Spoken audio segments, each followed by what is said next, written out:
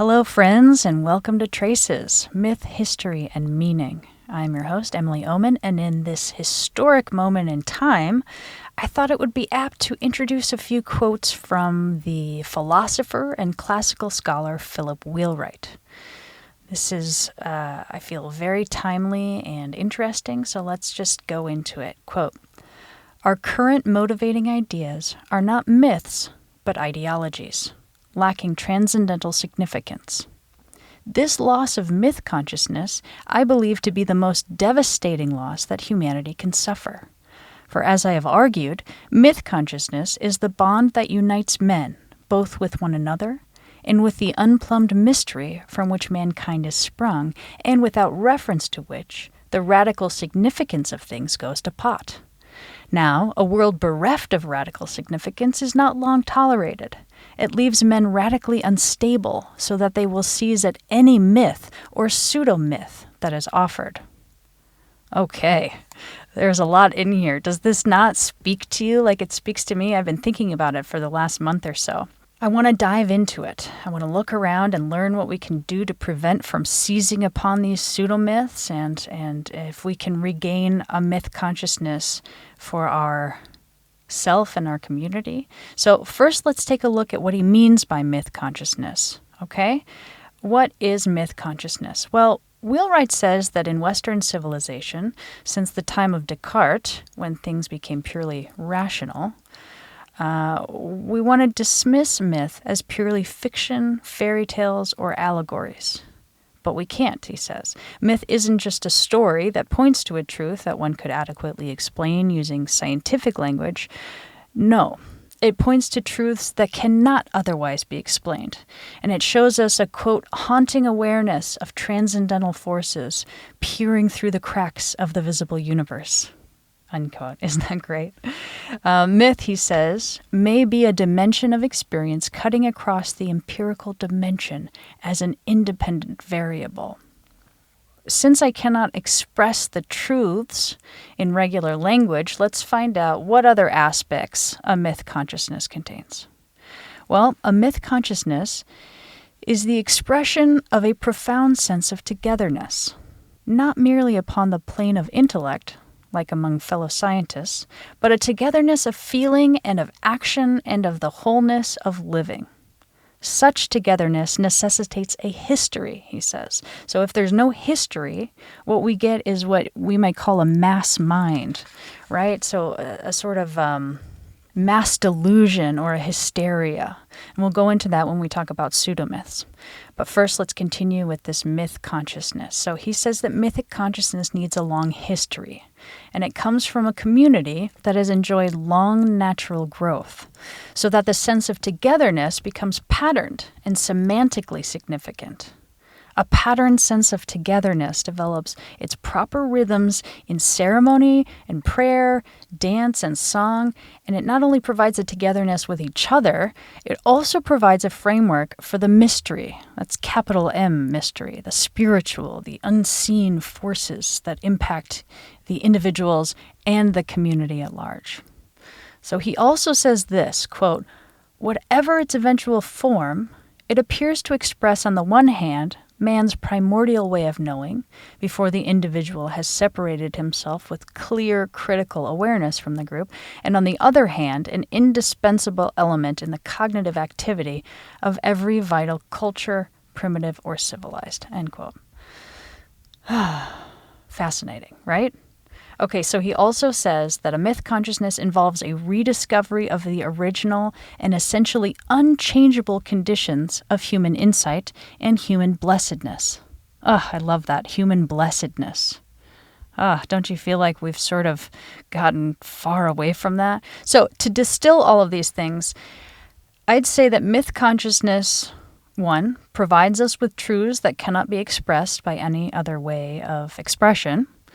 Two, it's born out of a community with a long history that has been able to integrate the rhythms of life into ceremonies, prayers, dances, and songs.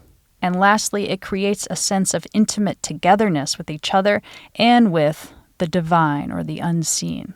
So our problem is that our Western civilization became dominated by scientific rationalism or positive materialism, and it sort of just dismissed any communal mind that had been there. And then people came and took over the Americas and built this new community, totally dismissing the Native Americans and their communal mind. Their myth consciousness was taken for granted in favor of the scientific rationalism. And even if we try to start a new communal mind, our history here is short. It's only been 250 years. That's like 2.5 people. It's not long enough. It's definitely not long enough to form our own mythology. I mean, we don't have hundreds and hundreds of years of rituals and rites, or dances and songs. All we have literally is like the Pledge of Allegiance.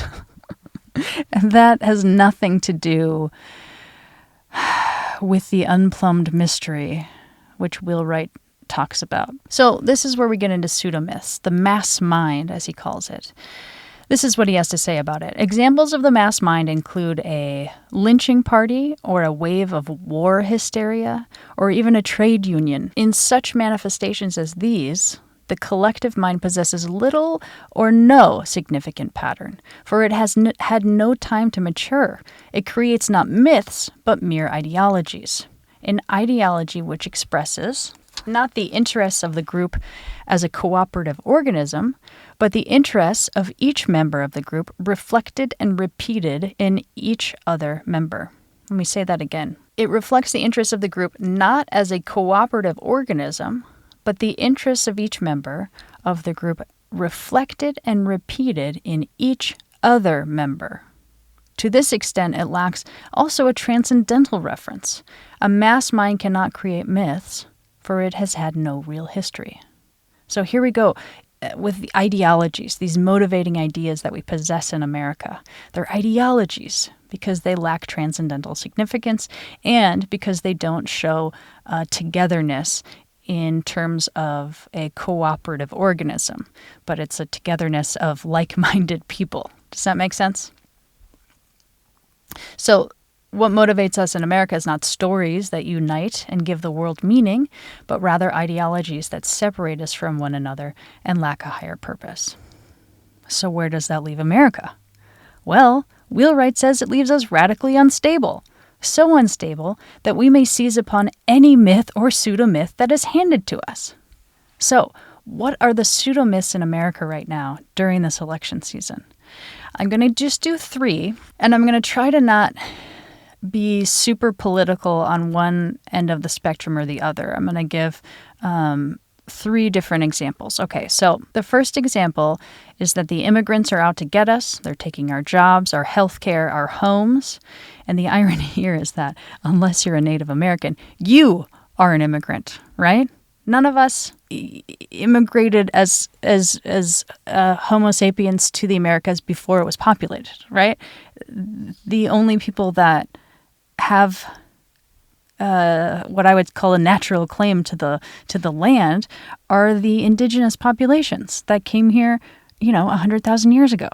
And we can debate that number in another episode because there is evidence that there was Homo sapiens in the Americas over 100,000 years ago. So let that be here or there. But nevertheless, this idea of immigrants getting out, taking our jobs and our healthcare and stuff, this sort of comes from the idea or the pseudo-myth that America is the promised land, the Judeo-Christian God's land that he gave to these white European men. Between 1616 and 1619, about 90% of the population around Massachusetts died from disease that was brought over by Europeans, and there's debate on whether it was viral hepatitis or a smallpox, but nevertheless, it was brought by Europeans, and it wiped out 90% of that population. So the Plymouth colony of Pilgrims, they survived their first winter by living in a deserted Native American village and taking their grain and their beans and even from stashes in graves that they dug up. That's so fucked up. This is how we should celebrate our first Thanksgiving, is basically because they stole from the graves of Native Americans who had passed away from diseases that the Europeans brought. Let me stop getting preachy, but I will say Edward Winslow, one of the leaders of the Pilgrims, said he was sure it was, quote, God's good providence that we found this corn, for else we know not how we should have done. End quote. Okay, this whole thing is even sillier if we take into account the fact that the idea of a promised land and it being promised by God for a certain group of people that can just take over and slaughter the current inhabitants comes from stories in the Bible that aren't even archaeologically or DNA accurate. The Israelites were Canaanites. There is no archaeological evidence of mass slaughter or that the walls of Jericho came tumbling down. In fact, Jericho had been continually populated apart from a 300-year period of climate change. But I'm getting off track. What I mean to say is that there is a pseudo-myth of America being the promised land. And that promised land doesn't take into account the original population, and it doesn't take into account that all of us white people are immigrants. Okay, so this whole this thing that too many people are coming in and they're taking our land and they're taking our housing and they're taking our all of these jobs, you know what I mean? It's ridiculous because we are immigrants. This isn't our land. Just because we put up a flag does not mean it is ours or that we have a right to keep out other people. But I digress. Let's continue with another myth. On the other side of the aisle, I think the biggest ideological issue that is being pushed, or this pseudo-myth from the left, is that the MAGA party is a threat to democracy. In other words, Trump wants to be a dictator, and he's not going to give up power after his 4-year term is done. I think that's also fear-mongering. And according to a very, very long interview with the Times magazine, Trump said that he won't seek power after his 4-year second term is done. Now, the interviewer mentioned that in Project 2025, there's a part where they seek to challenge the 22nd Amendment, which is about term limits. But Trump denied that he was going to seek to try to challenge the 22nd Amendment. Now, you might say, well, he's changed his mind a lot since, I think that was in April. But he's 78, and he would be 82 at the end of his term if he gets elected tomorrow. So think about how much decline he has had in the last year. I mean, we all can see that his weaves are getting weavier.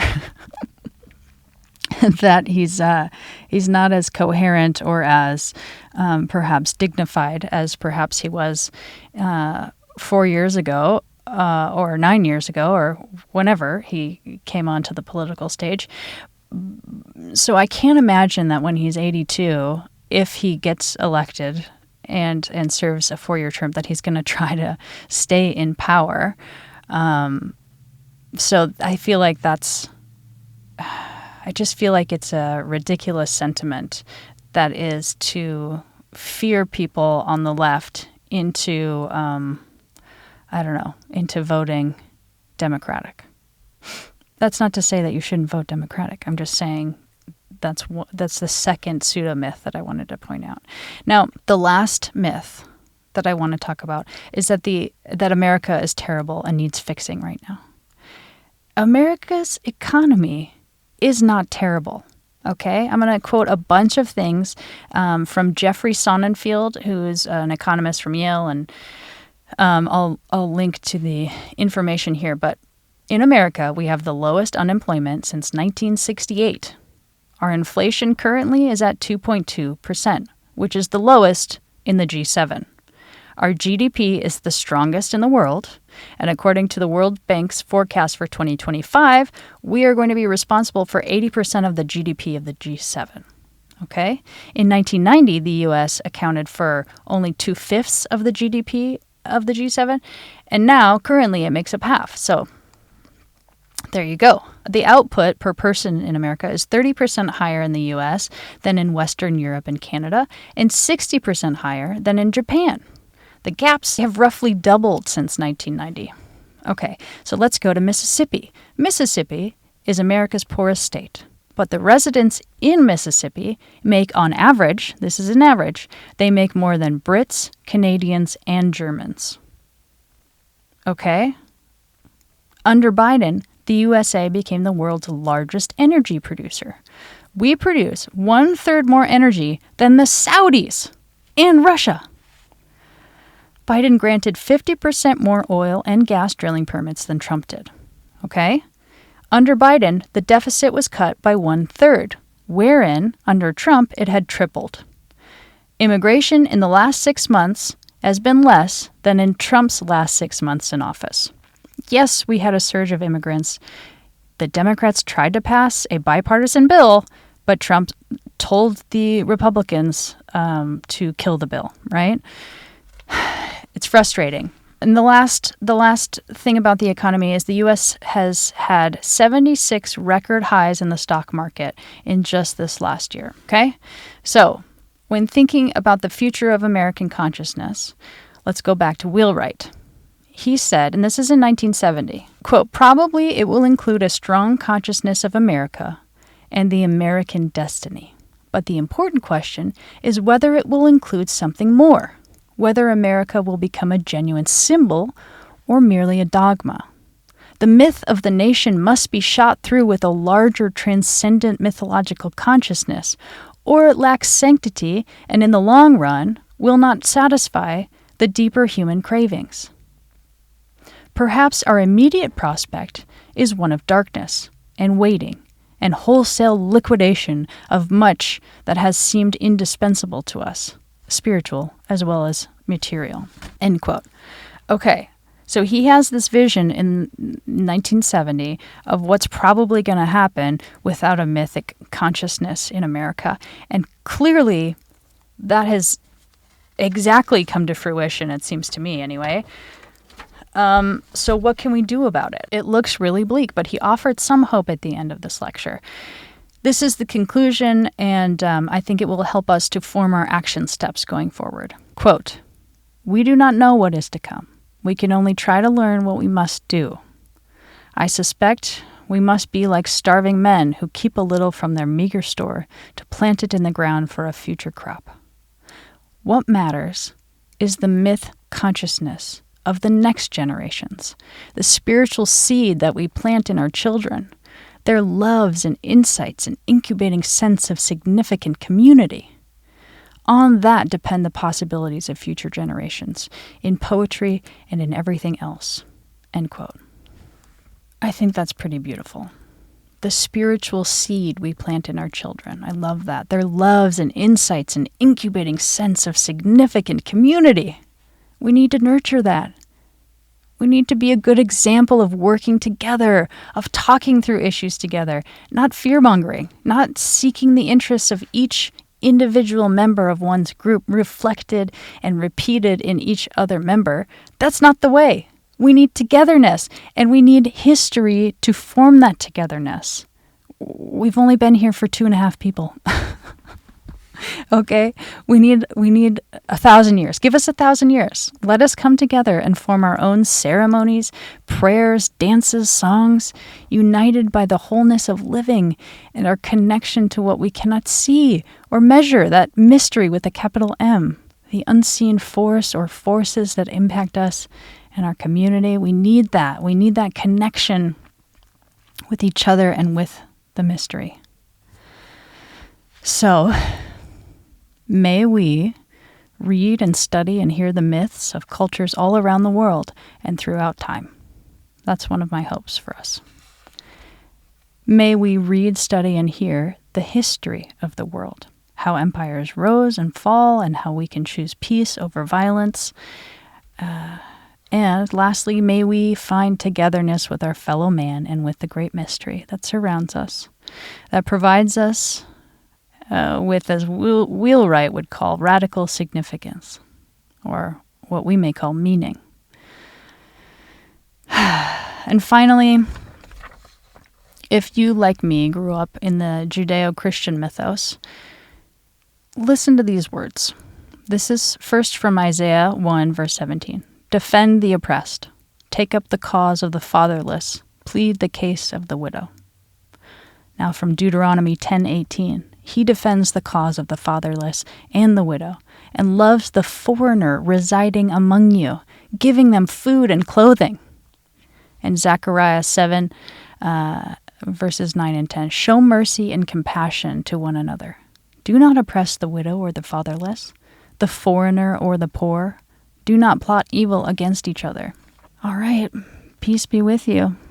Put your feet in the dirt, your hands in the soil, feel the sunshine on your face, and go vote with love and compassion and a sense of togetherness. And